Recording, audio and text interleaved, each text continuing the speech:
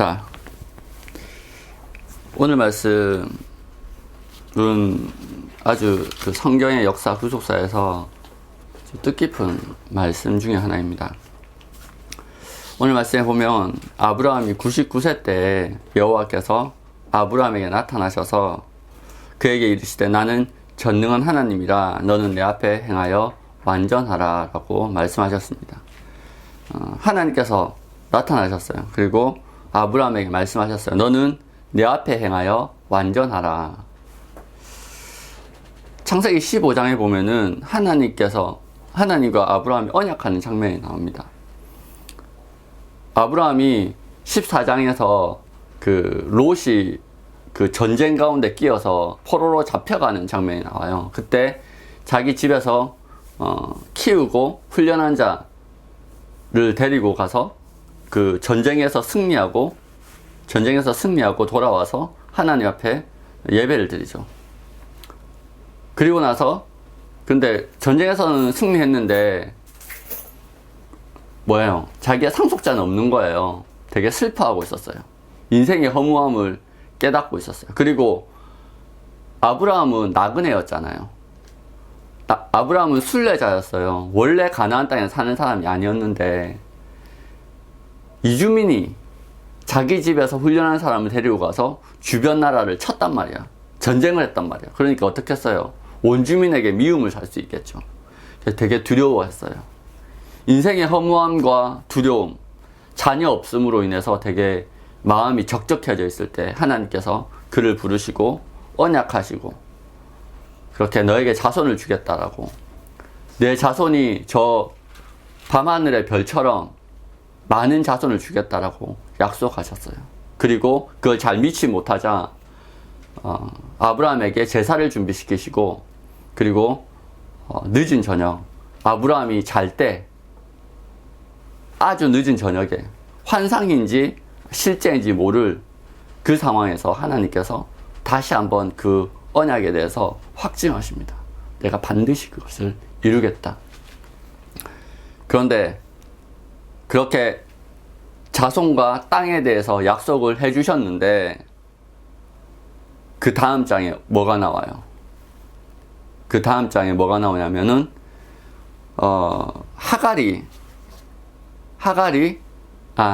사레가 자기 여종 하갈을 통해서 자녀를 얻고자 해요.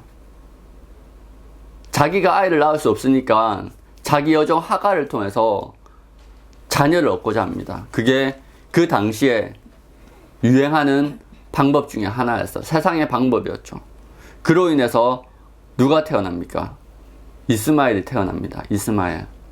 이스마엘이 태어나고, 그로 인해서 어떻게 사건이 전개되냐면 하갈이 자기가 아이를 가지니까 교만해진 거예요. 그래서 그 종인데 주인의 말도 잘 듣지 않고 교만해져 가지고 사레가 화가 났죠. 그래서 학대하고 쫓아냅니다. 그래서 하갈이 광야에서 목숨의 위협을 받게 됩니다. 하나님 약속하셨는데 세상의 방법대로 하나님의 일을 앞당겨서 성취하고자 했어요. 그게 합리적으로 보였습니다. 그런데 그로 인해서 그 이후로 수천 년이 이어지는 민족 간의 갈등이 시작되었어요. 비극이었죠. 그 비극은 지금도 일어나고 있습니다. 그렇죠? 이슬람은 누구의 후손이라 그래요? 이스마엘의 후손이라 그래요. 무슬림은. 유대교는 누구의 후손이에요? 이삭의 후손이죠. 아직도 싸워요. 아직도. 이스라엘과 팔레스타인이 아직도 싸우죠. 여러분, 하나님께서 약속하신 거 맞습니다. 자녀를 주시겠다고 한 거 맞습니다. 그런데 믿음이 완전하지 않으니까, 완전한 순종이 나오지 않는 거예요. 기다림이 나오죠. 하나님의 때를 믿고 신뢰하고 기다리는 그 믿음, 완전한 행위가 나오지 않는 거예요. 그래서 나타난 게 이 갈등과 불화와 전쟁이 일어나게 되는 겁니다. 그래서 주님이 말씀하시는 거예요. 99세 때 나타나셔서 너는 내 앞에 행하여 완전하라. 그런 배경을 가지고 있어요. 완전하게 행하지 못했기 때문에 주님이 나타나시자마자, 현현하시자마자 이렇게 말씀하시는 겁니다. 여러분, 하나님 앞에서 믿음 없는 행동은요, 우상숭배와 같아요. 반만 믿는 것도 우상숭배입니다. 여러분, 사무엘상 15장에 보면 우리가 잘 아는 이야기가 나옵니다. 사울이 아말렉이랑 전쟁을 해서 이겼어요. 하나님께서 명령하셨죠. 아말렉이랑 싸워라. 이겼습니다. 그런데 하나님이 뭐라고 말씀하셨습니까? 아말렉을 완전히 쳐서 진멸하라고 했습니다. 완전히 쓸어버리라고 그랬어요. 가축도 모든 것들을 다 쓸어버리라고 그랬습니다. 그런데 어떻게 했냐면 사울이 그 중에 좋은 것은 남겨서 가지고 왔어요. 하나님이 악하다라고 하셨는데, 하나님이 진멸하라고 하셨는데 그 중에 자기 눈에 좋아 보이는 것들을 가지고 왔어요. 그걸 보고 사무엘이 이야기하죠. 이는 거역하는 것은 점치는 죄와 같고 오한구한 것은 사신 우상에게 절하는 죄와 같음이라. 왕이 여호와의 말씀을 버렸으므로 여호와께서도 왕을 버려 왕이 되지 못하게 하셨나이다 말씀하십니다. 여러분, 전쟁에 나갔어요. 승리했어요. 뭐예요? 순종이에요. 전쟁에 나가는 거 쉬운 거 아닙니다. 그죠? 두려운 일이에요. 하나님의 말씀을 붙들고 전쟁을 했어요. 승리했어요. 뭐예요? 순종이에요. 그런데 주님의 명령은 뭐였어요? 다 진멸하는, 싹 쓸어버리라는 거죠. 남겨놓지 말라고 했어요. 그런데 그 중에 좋아 보이는 거 몇 개를 가지고 왔어요. 뭐예요? 불순종이에요. 절반의 순종이에요. 그런데 절반이라도 순종했어요. 근데 뭐라고 그럽니까? 우상에게 절하는 것과 같다는 거예요. 우상숭배라는 거예요. 여러분, 그리스도인의 소망은 뭐예요?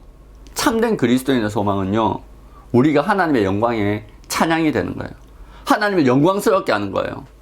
여러분의 소망이 그거 맞습니까? 그쵸? 그리스도인의 소망은요, 하나님께서 영광 받으실 때 기뻐할 수 있어요. 와, 하나님의 이름이 높아졌구나. 기뻐합니다. 눈물이 납니다. 감동합니다. 하나님이 영광 받으실 때. 근데 많은 사람들이 자신의 영광과 만족을 위해서 하나님의 이름을 팔고 하나님께 조르고 그리고 무엇인가 얻으려고 합니다. 그래서 그 응답으로 받으면 그것이 믿음인 줄 알아요. 아니죠. 그것은 믿음의 증거가 아닙니다. 아브라함은 이삭이 아닌 이스마엘을 얻었습니다. 그것은 순종으로 얻은 게 아니고요, 불순종의 결과물이었습니다. 사울은 좋아 보이는 걸 가지고 왔어요. 선해 보이는 걸 가지고 왔어요. 그런데요, 뭐였어요? 불순종이었어요. 여러분, 하나님께서 만들어 놓으신 거 다 좋아요. 취할 수 있어요. 네, 한번 생각해 봅시다. 선악과 누가 만들었어요? 선악을 알게 하는 나무 누가 만들었어요? 하나님이 만들었어요. 하나님 만드신 거 다 좋은 거예요. 근데 취하지 말라고 했어요. 하나님이 만들어 놓으신 좋은 것 중에서도 취하면 안 되는 게 있어요. 다 선하지만 우리가 취하면 안 될 게 있어요. 하나님은 그 경계를 두셨어요. 그런데 우리 눈에 좋아 보이니까 그것을 취하는 거야. 그로 말미암아 어떻게 돼요? 타락한 거예요. 여러분, 주님이 주신 모든 좋은 것 좋아요. 그렇지만 그렇다고 다 취할 수 있는 건 아니에요. 아브라함이 이스마엘을 낳고 나서 하나님께서 몇 년간 침묵하십니까? 13년, 14년 정도 침묵하세요. 그런데 아브라함은 어떤 사람이야? 나그네라고 그랬죠. 나그네. 그런 순례자의 삶에서 그를 유일하게 이끌어줬던 하나님의 말씀이 부재한 거예요. 얼마나 고통스러웠겠어요. 다윗이 시편에서 말합니다. 언제까지 주님 나에게 음성을 들려주지 않으시겠습니까? 그리스도인에게 가장 큰 고통은요, 하나님의 음성이 더 이상 들리지 않는 거예요. 근데 14년 동안 이스마엘을 낳음으로 인해서 하나님께서 침묵하십니다. 여러분, 14년 동안 아브라함이 얼마나 힘들었겠습니까? 그리고 갈등이요, 사라진 게 아니고 점점점 커져요. 나중에 오늘 말씀은 아니지만 아브라함 나중에 뭐라고 그러냐면 이스마엘이나 하나님 앞에 잘 자라게 해주십시오 라고 이야기합니다. 다 포기했어요. 이스마엘이 이미 후계자로 자라고 있었어요. 사실은 아닌데 갈등의 씨앗이 점점점 커지고 있는 거예요. 사레가 좋아했겠습니까? 예? 이스마엘을 낳은 하갈은 점점 기고만장해졌겠죠. 낳기 전에도 그랬는데. 그렇죠? 사레와 하갈과 아브라함의 관계가 원만했겠습니까? 집안이 어떻게 됐겠어요? 엉망이 됐겠죠. 그걸 보면서 와, 하나님이 주신 것을 하나님의 뜻대로 하지 않고 내 방법대로, 내 방식대로 세상의 방법들을 끌어들여서 말씀을 붙드는 게 아니고 사람의 소리를 붙들고 하나님의 방법을 붙드는 게 아니고 세상의 방법들을 붙들었을 때 와, 집이 이렇게 되는구나. 14년 동안 절절하게 깨달았을 거예요.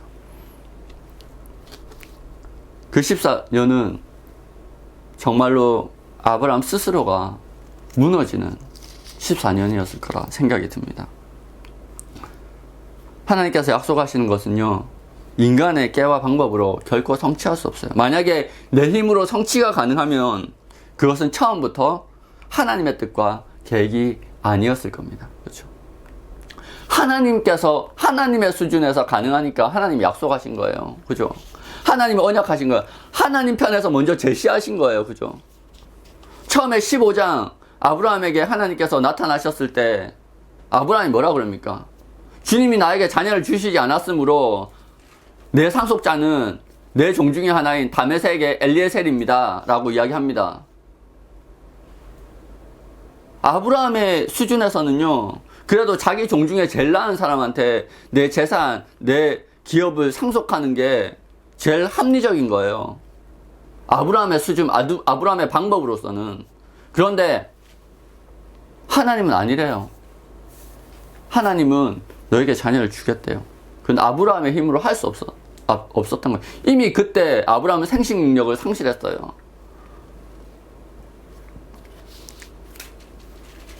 그런데 자기의 방법대로 하려고 하니까 안 되는 거죠. 99세의 아브라함에게 나타나셔서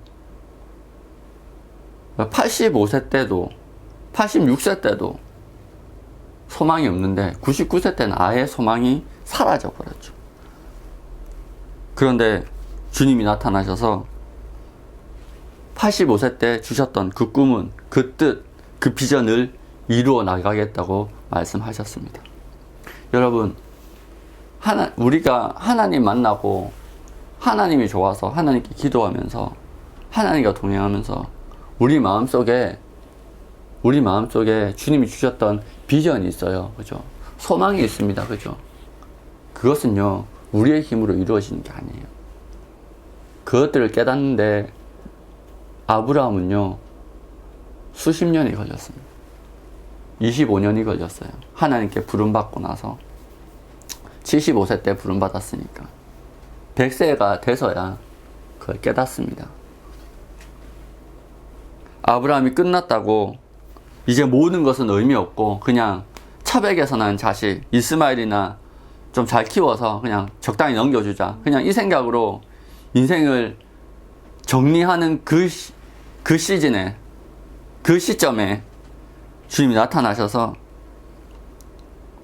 새롭게 옛 약속, 처음 아브라함을 부르셨을 때, 그리고 15장에 약속하셨던 그 언약을 다시 한번 인지시키고 다시 한번 용기를 주십니다. 우리의 지혜, 우리의 힘이 끝나는 그 지점, 내게가 하나님의 뜻을 거스린다는 것을 절절하게 느낀 그 지점, 내 능력, 내 지혜가 하나님의 일에 결코 도움이 안 된다라고 생각하는 그 지점, 그 지점에 주님이 일하기 시작하십니다. 아브라함의 손자 누구예요? 야곱에게도 똑같은 일이 일어나죠. 열심히 살았고 열심히 발버둥 쳤는데 누구? 에서와의 만남 앞에 하나님과 씨름을 하죠. 그죠? 살려달라고, 축복해달라고 씨름하는데 하나님 어떠십니까? 환도뼈를 쳐버리죠. 힘의 근원인 환도뼈를 쳐버립니다. 그리고 나서 어떻게 하세요? 이름을 바꿔주시죠. 야곱의 뜻이 사람의 뒤꿈치를 잡아서 넘어뜨리는 자예요. 다른 사람을 넘어뜨리는 사람. 근데 그 이후 이스라엘은 뭐예요? 이스라엘이라는 이름은 뭐예요? 하나님과 겨루어 이긴 자. 네가 기도하고 네가 바라면 내가 져줄게. 기도하는 사람이 된 거죠. 하나님은요, 우리의 끝을 기다리십니다. 우리 힘의 끝. 이런 설교를 많이 했는데요. 이런 말씀을 많이 전했는데요. 이게 내 이야기가 되는 건 정말로 힘든 것 같아요. 그렇죠? 여러분, 주님이요, 14년 동안, 아니 25년 동안, 아니 100년 동안 아브라함이 이 자리까지 오기까지 주님 기다리셨습니다. 그게 하나님이에요. 아브라함이 기다린 게 아니고요. 하나님이 아브라함의 끝에 도달할 때까지, 아브라함의 끝에 도달할 때까지 지금 기다리십니다. 그리고 아브라함이 끝날 때, 아브라함이 힘으로도 지혜로도 모든 것이 끝났다라고 생각했을 때, 그래, 아브라함 끝났지? 이제 너는 아브라함으로 살아가야 돼. 새 이름을 주십니다. 여러분, 아브라함, 처음 이름 아브라함은요, 존귀의 아비예요. 잘 알죠? 존귀의 아비. 여러분, 아브라함의 그 부모가 아브라함이 존귀해지기를 원해서 그런 이름을 지어주셨을 겁니다. 그죠? 당연히 자녀가 존귀해지기를 바랐겠죠. 하지만 스스로 존귀해지기 위해서는요, 필연적으로 다른 일을 밟고 올라가야 돼요. 경쟁에서 이겨야 됩니다. 다른 이들보다 높아져야 되니까. 그 이름은요, 스스로 존귀하게 되는 건요, 이기적인 이름이에요. 그 대신 하나님께서는 아브라함이라는 새로운 이름을 주십니다. 이름의 뜻은 열국의 아버지입니다. 열국의 아버지. 내가 날 높이는 사람이, 스스로를 높이는 사람이 아니고요, 열국을 위해서 기도하고 다스리는 아버지라는 뜻이에요. 실제로 그의 이름이 바뀌고 난 이후에 18장에 뭐가 등장합니까? 소돔의 심판. 소돔이요, 너무 악해서 하나님께서 심판하시려고 결정하셨어요. 그때 아브라함이 뭐합니까? 소돔의 구원을 위해서, 소돔과 고모라의 구원을 위해서요, 기도하죠. 뭐예요? 아브라함의 삶이 시작되는 거예요. 아브라함이 이전에는요, 스스로 존재 가치를 증명하기 위해서 열심히 살았어요. 이방인으로, 우리나라 한인들 보면은 미국에 이주해서 자리 잡기 위해서 그 나라 원주민보다, 미국인들보다 훨씬 더 힘들고 역경을 이기기 위해서 열심히 살아가죠. 그죠? 다큐멘터리로도 많이 만들어지고 그렇습니다. 이주민으로 자신의 존재 가치를 증명한다는 것은요, 쉬운 일이 아니에요. 그 자리에 정착하고 소리를 내면서 살아가는 것은요, 정말로 힘들고 열심히 살아야 되는 일입니다. 하지만 그게 하나님의 뜻은 아니었어요. 하나님은 새 이름을 주시고 너 스스로 열심히 사는 삶이 아니라 하나님의 뜻 안에서 기도하는 삶, 다른 일을 위해서 중보하는 삶을 그에게 내려주십니다. 자신의 열심, 능력, 꾀를 신뢰하지 않고 내 성공을 내려놓을 때 비로소 하나님의 뜻과 비전이 내 마음속에, 우리의 마음속에, 성도들의 마음에 들어옵니다. 내 생각이, 내 욕망이 가득 찬 그 자리에 하나님의 비전이 들어올 자리가 없습니다. 하나님께서 정말로 첫사랑이 시작될 때 우리 마음 가운데 주셨던 그 비전이 오히려 우리의 열심으로 말미암아 점점점 밀려나서 소멸합니다. 내 열심 때문에, 내 욕심 때문에, 내 생각 때문에. 여러분, 아브라함의 이름이 바뀌고 난 이후에 성경 역사에는요, 아브람이라는 이름은 등장하지 않습니다. 아브라함이라는 이름만 등장합니다. 100년 가까이 가지고 있었던 아브람이라는 이름은요, 그 이후에 언급되지 않습니다. 물리적으로 훨씬 긴 기간을 아브람으로 살았지만 구속 역사에서 기억되는 가치는 제로였습니다. 이해하시겠어요? 아브라함 이전 100년의 삶은요, 하나님 나라의 역사에서 가치가 없는 삶이었다는 거예요. 하나님 나라에 기억되지 않는 삶. 본 게임의 시작도 못한 삶이었다는 것입니다. 여러분, 내 지혜와 깨는요, 내가 세상을 살아가기 위해서 사용하는 거예요. 그 중심에는 내가 있고, 그렇게 삶의 가치의 중심에 내가 있을 때 하나님의 뜻은 이루어지지 않습니다. 그래서 우리의 끝이 와야 됩니다. 우리의 끝. 그 끝이 빨리 올수록 그것이 은혜입니다. 자기가 부인되어야 함을 절절하게 깨달아야 됩니다. 아브라함처럼. 성경은 범사에 하나님을 인정하고 자기를 신뢰하지 않는 것이 참된 지혜라고 이야기합니다.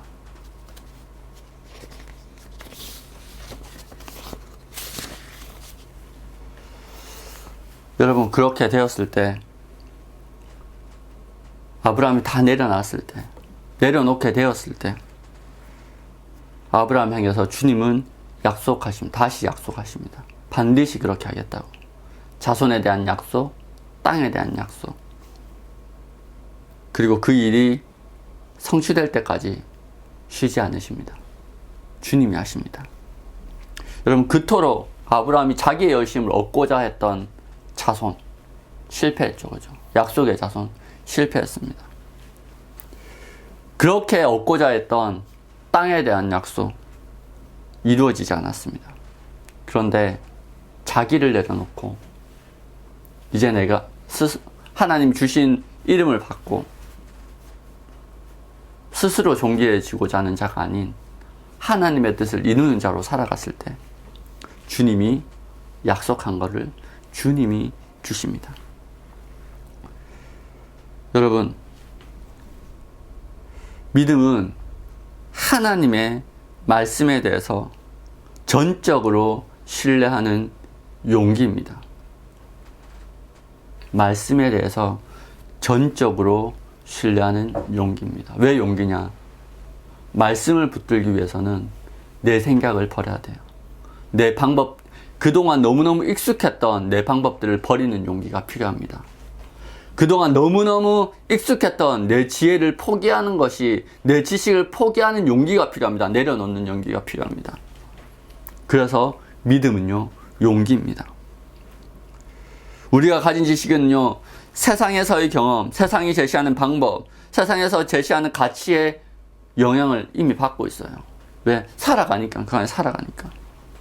하지만 하나님은 이 땅에 세상의 가치와는 전혀 다른 방법으로 우리 가운데 일하시고, 또 그렇게 해서 세상의 나라와는 전혀 다른 하나님의 나라를 이 땅에 세우기를 원하셨습니다. 아브라함을 통해서요, 세상에 없는 하나님의 나라를 보여주는 그런 나라, 이스라엘을 세우기를 원하셨어요. 하나님이 다스리는 나라. 그 나라는요, 이후에 바울이 말하기를 유대인에게는 거리끼는 것이요, 헬라인에게는 미련한 것으로 보이는 원리, 십자가의 도로서 세워지는 나라였습니다. 자기를 부인하는 나라. 다른 이를 돌아보고 섬기는 사람으로 가득 찬 나라. 하나님의 마음으로 가득 찬 사람들이 살아가는 나라. 하나님이 주신 비전으로 살아가는 나라. 그런 나라를 아브라함을 통해서 세우기를 원하셨습니다. 그 나라의 시작은 내 열심의 끝에서, 내 발버둥의 끝에서, 내 자존심과 내 교만, 내 자아의 죽음과 함께 죽은 그 끝에서 시작됩니다. 믿음으로 세워지는 나라. 하나님께서 세우시는 나라. 힘도 아니고 사람의 능력도 아니고 오직 여호와의 신으로 세워지는 나라. 우리가 99세 아브라함이 섰던 그 자리에 서기를 원합니다. 그래서 더 이상 내 힘으로 살아가는 세상이 아니라 정말로 성령의 바람에 실려서 하나님의 힘으로 세상을 살아가는 저와 여러분들 되기를 축복합니다. 기도하겠습니다.